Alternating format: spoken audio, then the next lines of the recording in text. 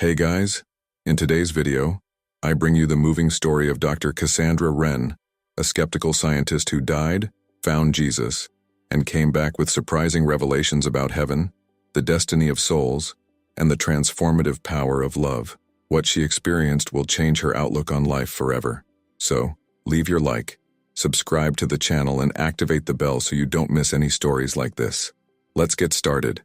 My name is Dr.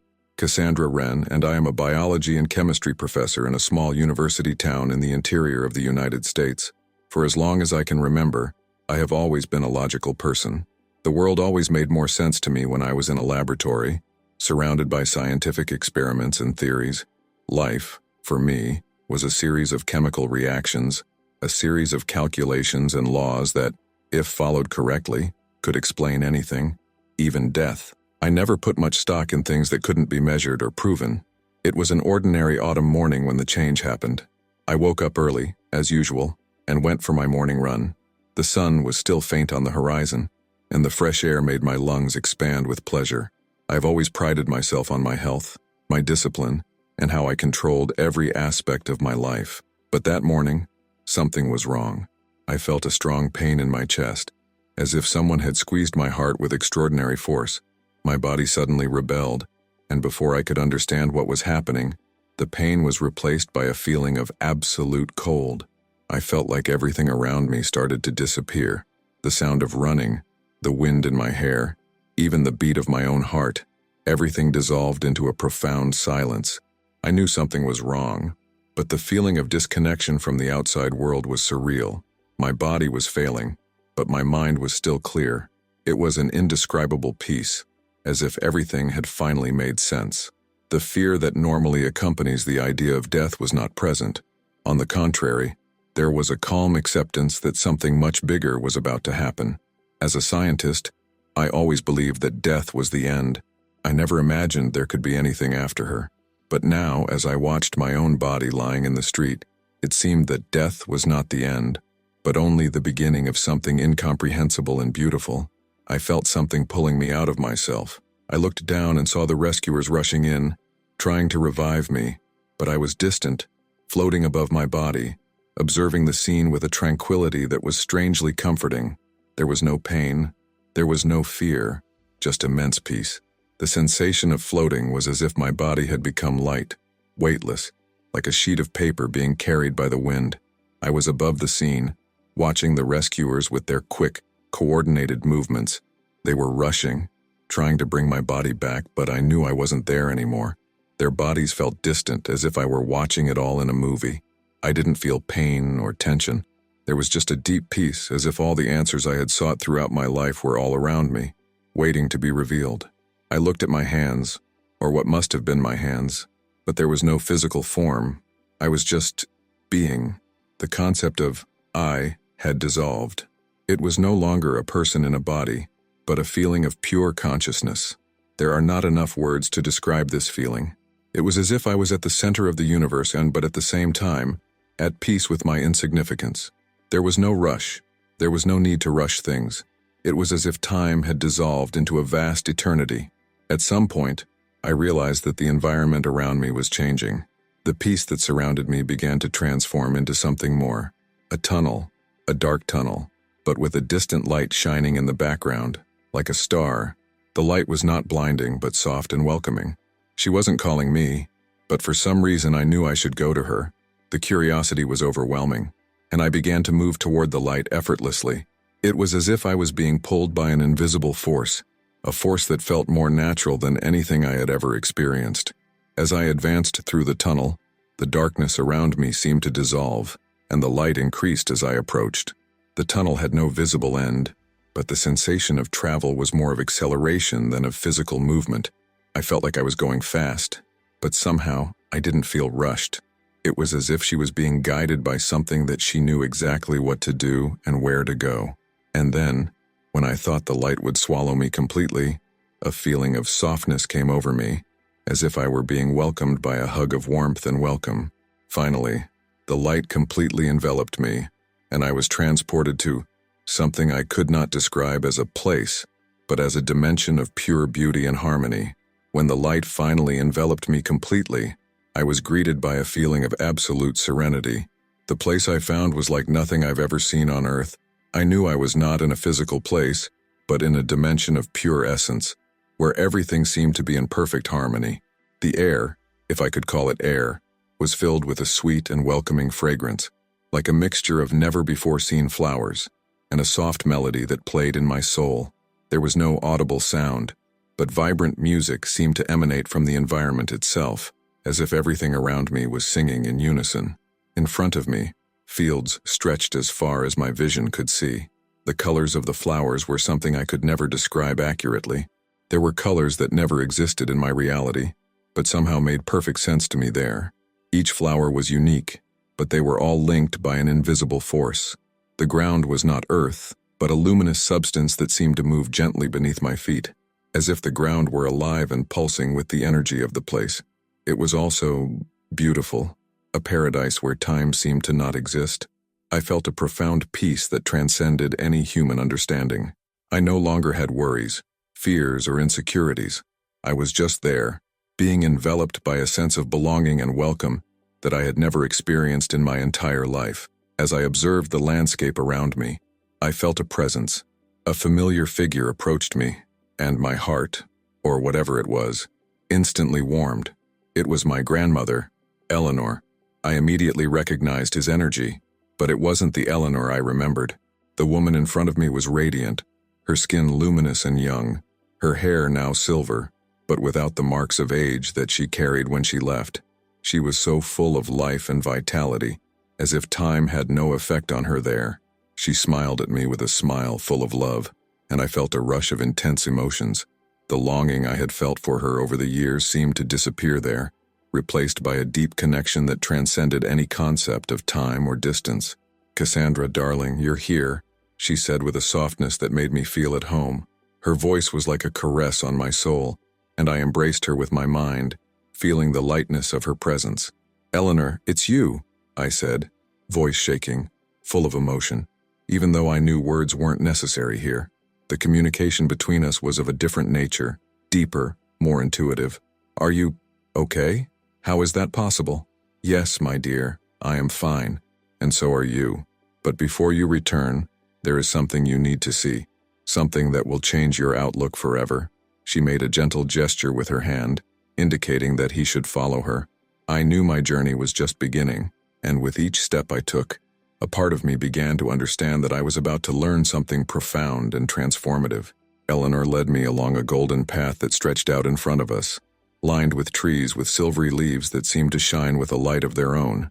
There was no need to walk, as the path stretched smoothly as we advanced, as if it were molding itself to our will. The feeling of lightness was indescribable, and every step I took made me feel more connected to the place, as if everything were an extension of my own soul. As we continued, I was overcome by a feeling of profound serenity. There was no rush, there was no fear. I was exactly where I was supposed to be. Finally, we arrived at a large space, where the light seemed to intensify. There, in the center of a vast celestial landscape, a figure appeared. It was Jesus. He was standing, with a serene and loving expression.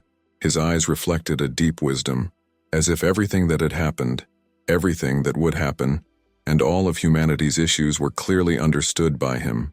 His presence was enveloping, but not in an overwhelming way. It was a peace so great that it seemed to shelter the entire universe in his being. He looked at me, and a soft smile formed on his lips. "Welcome, Cassandra," he said, his voice deep and comforting. "I know what's in your heart. There's a lot you need to understand." "Jesus," I whispered, feeling a wave of understanding and peace spreading throughout my being. What's going on? Why am I here?" He pointed to the space around us, and the view in front of us began to reveal itself as a landscape of different spiritual zones. Here is what you might call the third heaven, a way station where souls pause before pursuing their final destination. In front of me, I saw 3 distinct zones, separated by a soft but clear light that outlined each area. In the first, I saw calm and serene souls, floating in peace, as if they were at rest. Their energies radiated harmony and light, and I knew that these souls had lived with kindness and love throughout their lifetimes. They were awaiting the moment of their final ascension. in absolute peace. In the second zone, I saw a group of souls who seemed to be in a learning process. They were being instructed by angels, some with expressions of curiosity, others of regret. There was a vibration of transformation, as if these souls were being guided to correct the mistakes made during their lives. I saw several of these souls trying to understand what was missing in their hearts.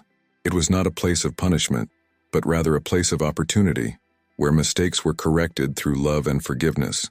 But the third zone was the one that touched my heart the most.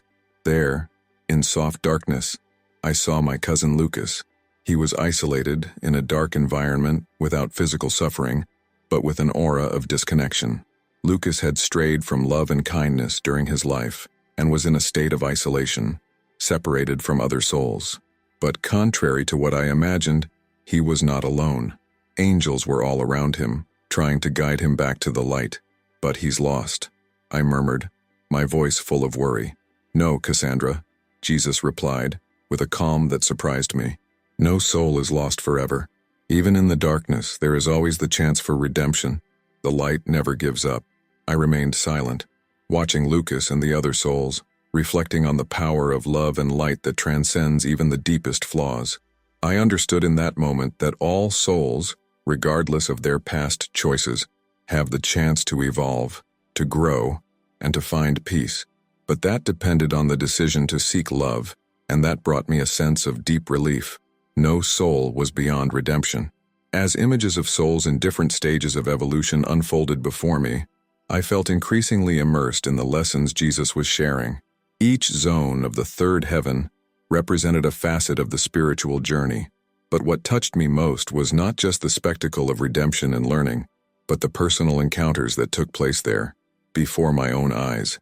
As if space itself was sensitive to my heart, a vision appeared in my mind. It was my childhood friend, Sarah. She was in the learning zone, surrounded by a soft light that enveloped her like a protective aura. She seemed lost, but with an expression of deep desire to understand. I wasn't sure what Sarah had experienced during her life, but there, I saw her as a soul seeking clarity, trying to correct choices made in moments of pain and confusion. Sarah, I said, involuntarily, as if my voice could carry the distance of the beyond. I wanted her to know that I was there, that I wasn't alone, but I knew instinctively that she heard me in a way that was not seen with the eyes, but felt with the heart.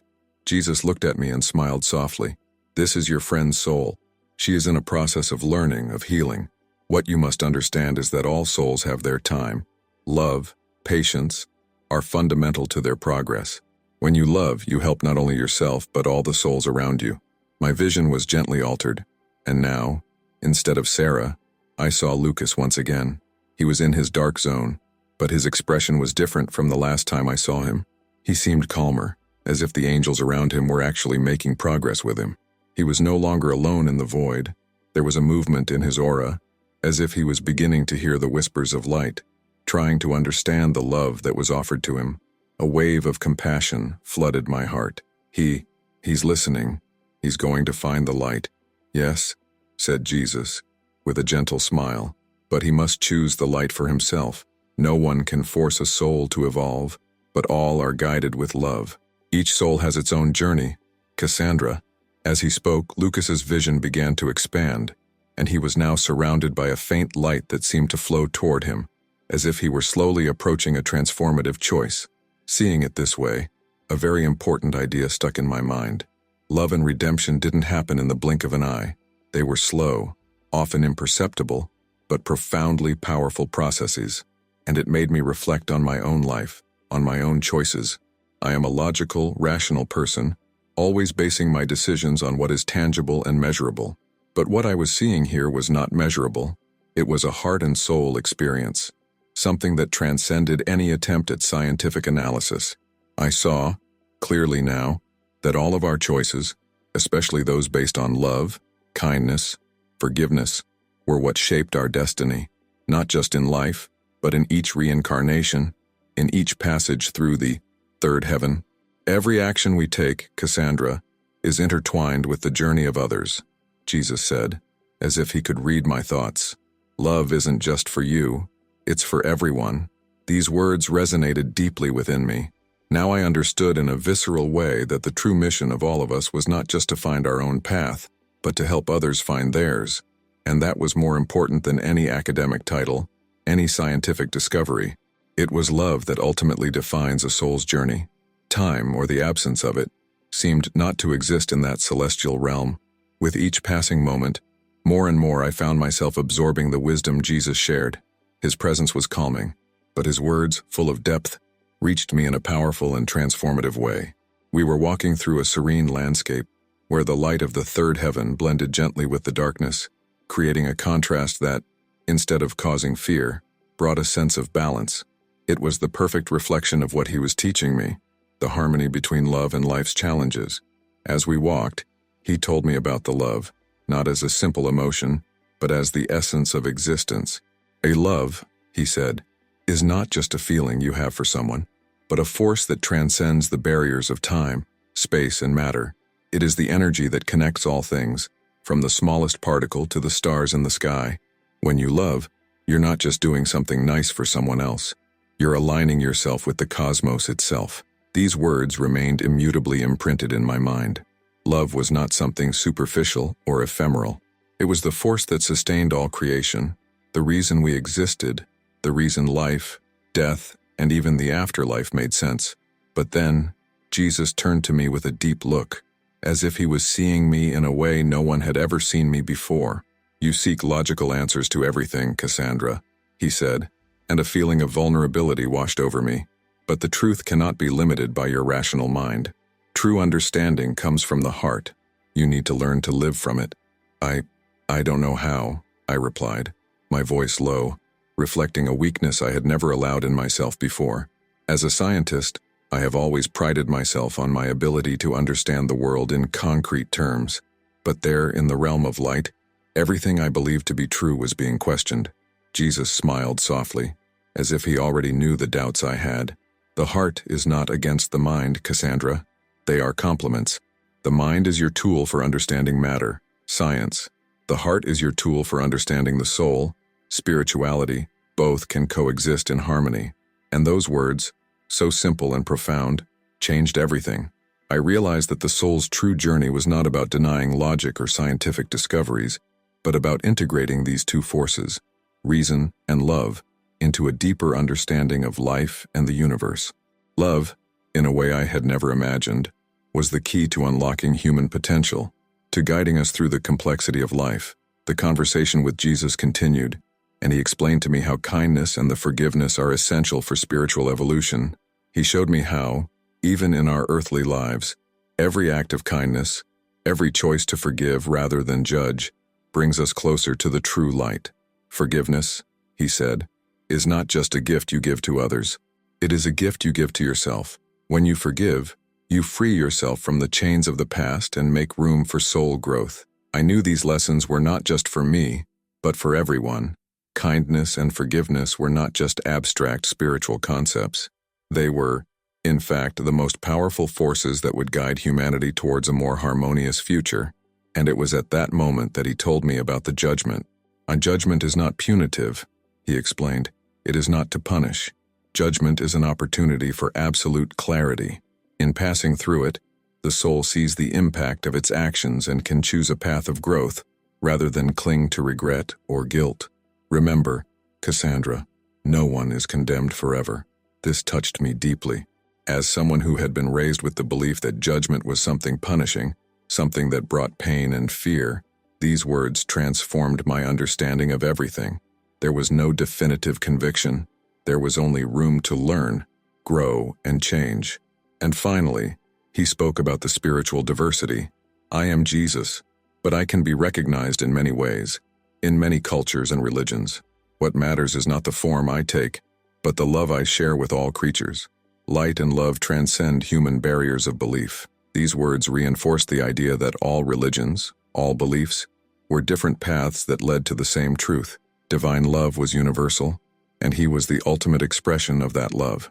While Jesus' words were still reverberating in my mind, something changed in the environment around us. The light around us seemed to intensify, and at the same time, space expanded, as if the spiritual realm itself was preparing to show me something much greater.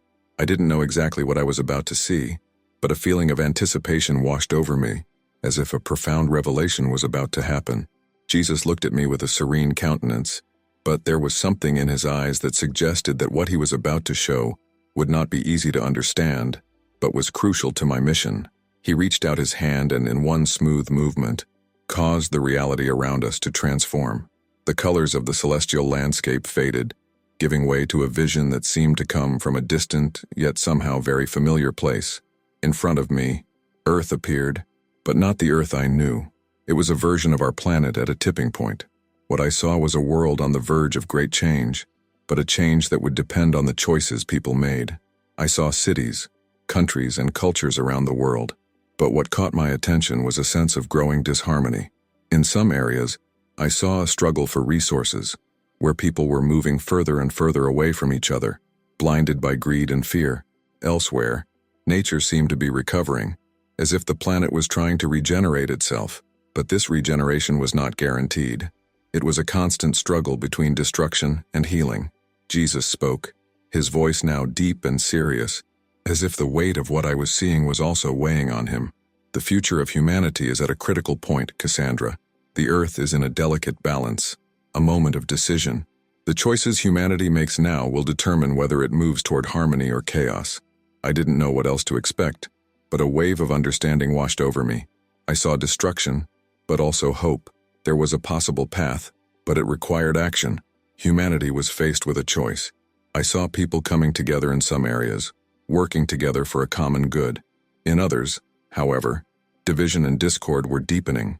It was clear to me that individual actions, everyday decisions of love, kindness and compassion, or of hate, distrust and greed, would profoundly impact the future of the planet. The Earth, Jesus said, with a seriousness that made my heart clench, is a reflection of human choices. But as you can see, there is a possibility of harmony. Every soul's actions, no matter how small or great, they have the power to transform the world. As he spoke, I saw flashes of events that would happen in the future. The images were fast and powerful, a succession of moments I knew were coming. I saw wars, natural catastrophes, and moments of great suffering.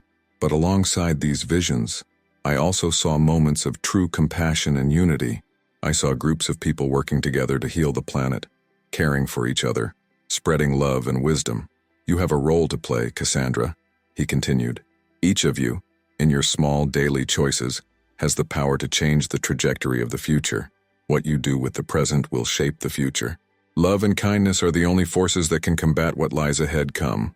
The vision intensified, and then, suddenly, a clear, vibrant image stood out amidst the confusion. A united community, a group of people of different cultures and beliefs, helping each other, sharing resources and knowledge, working toward a common future.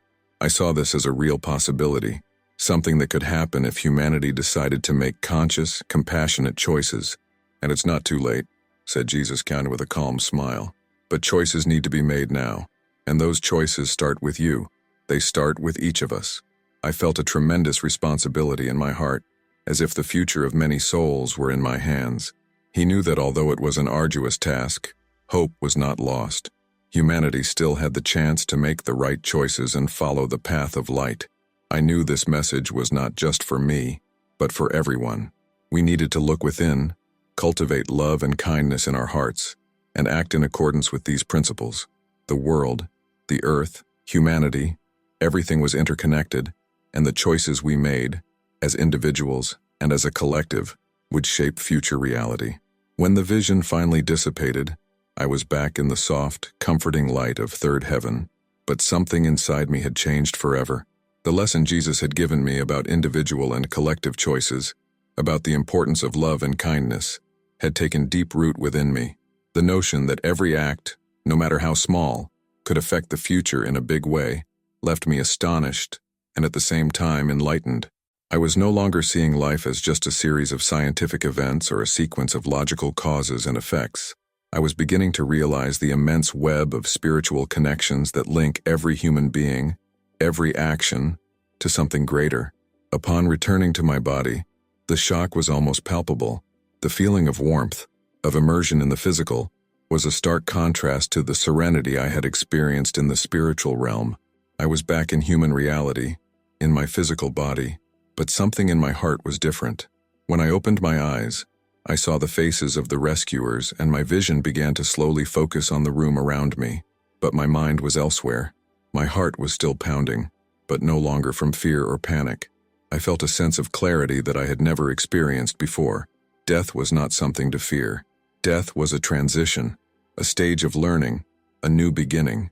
I knew now that life on Earth was a rare and precious opportunity, and each moment should be lived with intention and awareness. In the days following my near-death experience, I felt an immense transformation. I no longer saw small, everyday concerns in the same way.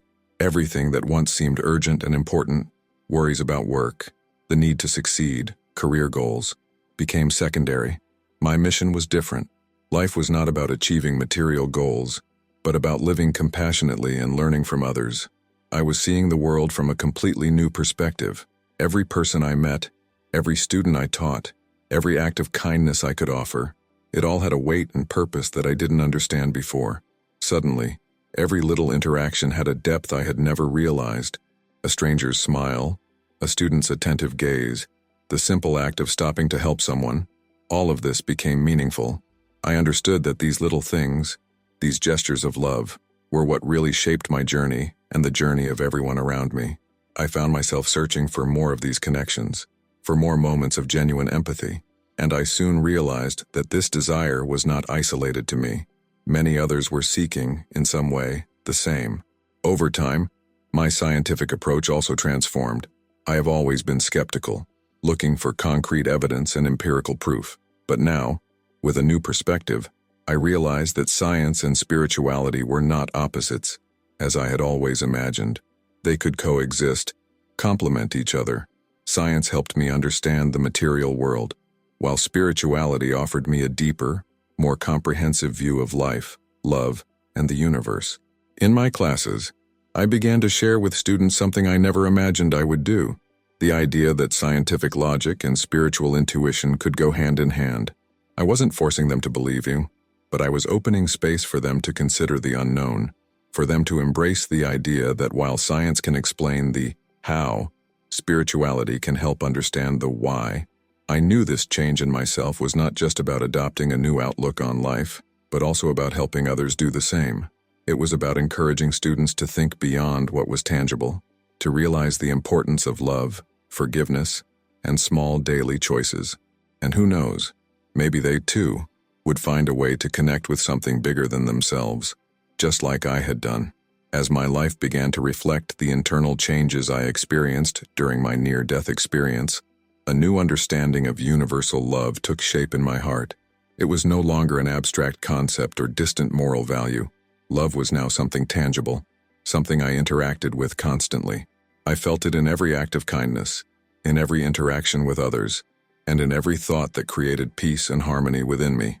Love, as Jesus had taught me, was not just something I offered to others. He was the universal force that connected all beings, humans, animals, plants, even the atoms that make up matter.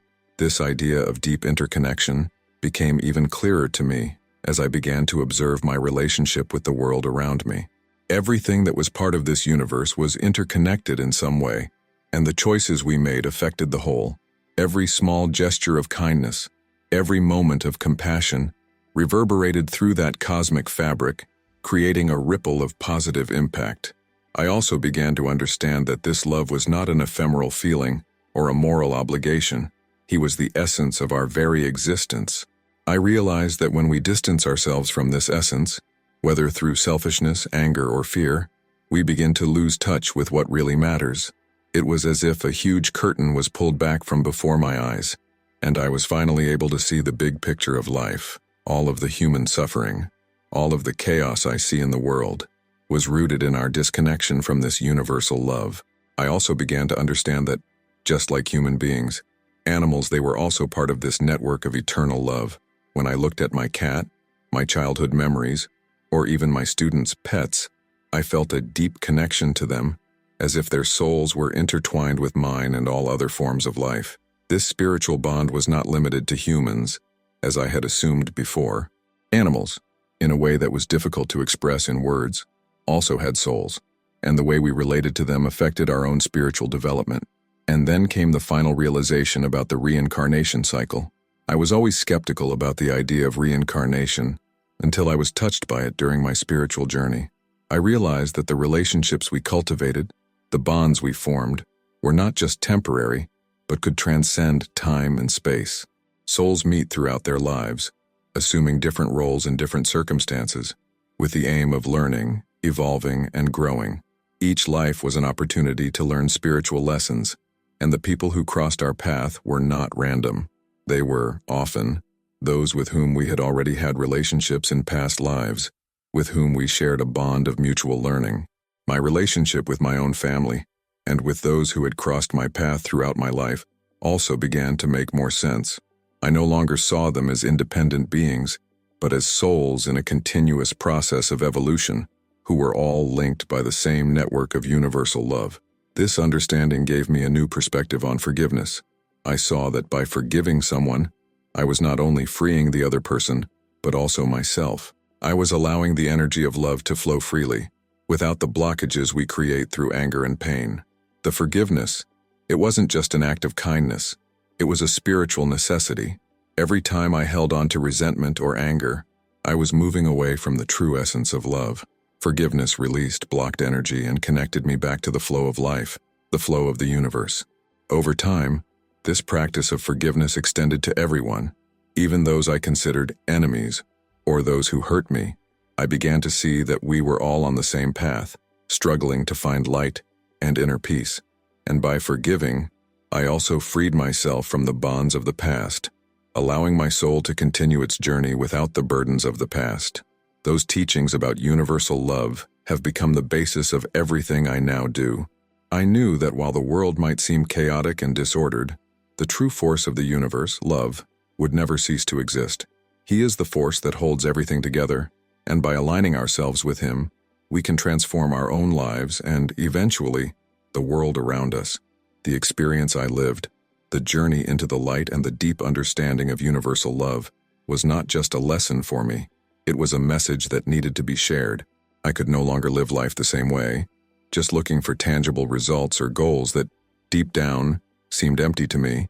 Death, as I had understood it, was not an end, but a transition, a continuation, and I now had a new understanding that the true mission of all souls was to live with a greater purpose, to spread love, heal wounds, and, most of all, help others understand that no one is beyond redemption. When I found myself back in my everyday life, something in my being had been irreversibly transformed. The things that once seemed so urgent, work, material success, recognition, had lost their luster. I found myself completely absorbed in the beauty of a simple moment, in a smile, in a gesture of kindness. And, to my surprise, I began to see that this change was not just affecting me, but everyone around me. When I shared my experience with some friends and family, I noticed that their reactions ranged from curiosity to skepticism, but there was also something more, an openness, an opening to what is inexplicable, to what cannot be measured, but which still exists, something that transcends the laws of physics and logic, love, the unconditional and immeasurable love that connects us all. I knew that for my mission to be accomplished, I needed to live by these truths. I could not be a mute witness to this experience. I needed to integrate these teachings into everything I did, in my work, in my personal relationships, in the way I saw myself and the world around me. I needed to be the change I wanted to see.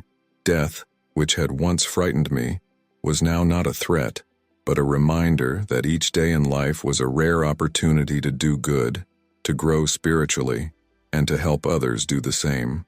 Life, as I now understood it, was a spiritual journey, an opportunity to learn, evolve, and eventually transcend. Every act of kindness, every word of forgiveness, every moment of compassion had the power to transform both my own life and the lives of everyone around me. What we learn during our existence on Earth is not only for the benefit of our soul, but also for the collective benefit of humanity. I am not an isolated entity, but part of a cosmic fabric, and each of my choices reverberates beyond me, touching lives in ways I never imagined. I could no longer be a simple observer of life. I needed to be actively involved, to be a catalyst for change, to help create a better, more loving, more connected world. The future of humanity, the earth, life beyond death, all of this depended on how we decided to live in the present, with courage, compassion, and the purest love. And as humanity sought its own redemption, I knew that love would never give up on us. Never. No one is beyond redemption, Cassandra, or Jesus' words still echoed in my mind. Love never gives up on anyone, and as long as there is life, there will always be the chance to choose the light. That was the truth I now knew for sure, and it was the truth that I would share, in every action, in every word, in every opportunity that life gave me. If you liked this beautiful spiritual testimony, leave a like, comment on your impressions, subscribe to the channel, and don't forget to activate the notification bell to watch each new video and help us spread this message to a greater number of people. Until next time,